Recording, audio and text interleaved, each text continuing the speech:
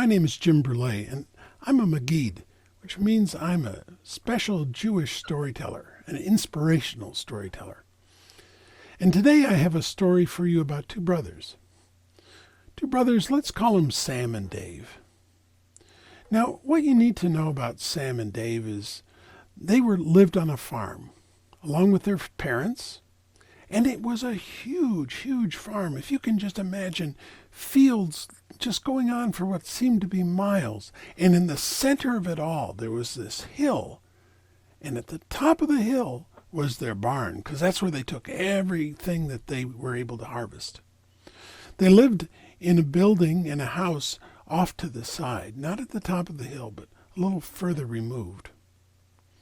And they worked the farm, and it was a very productive farm. And then, as often happens, Sam and Dave, they didn't get along so well. Sam might nudge Dave at one point, and Dave might push him down into the hay. They didn't really hate each other, but like brothers sometimes, they didn't really get along either. And as they grew up and got to be stronger and real adults, they still all lived in the same family house, working that big, huge farm. Now, as happens, finally their parents got so old that they died. And it came to Sam and Dave to figure out what they were going to do next. I mean, they were going to keep the farm. There was no question. But in the meantime, an important thing had happened. Dave had gone off and gotten married.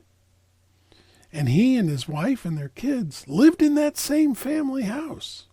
And it was crowded. So Sam and Dave said, look, we don't really get along that well. We'll both continue to work the farm, but let's go build a house for you, Sam, because you don't have a wife and you don't have any kids, off towards the edge. And you can live there and work the farm, and I'll live here with my wife and kids, and everything should be working just fine. And Sam said, yeah, that makes a lot of sense. And you know what? Just so we don't argue as much, why don't we split the farm down the middle? And I'll work one side, and you can work the other. We can even split the barn down the middle. And I'll put my stuff on one side and you put your stuff on the other. And that made sense to Dave. So they separated, and Dave helped Sam build himself a house, just the kind of house that Sam wanted. And it went on for a while. Sam got a little older and Dave got a little older. The kids got a little older. And they didn't see each other very much because Sam worked his side of the field and Dave worked his. And one night, Dave was thinking to himself, I feel kind of sad for Sam. I know we don't really get along, but he lives in his house all by himself. He's got nobody to help him with, no wife, nothing. I've got much more than I need. I know what I'm going to do. And that night he snuck up to the barn and he moved some of the grain from his side of the barn to Sam's side of the barn. Just because he could probably use the extra.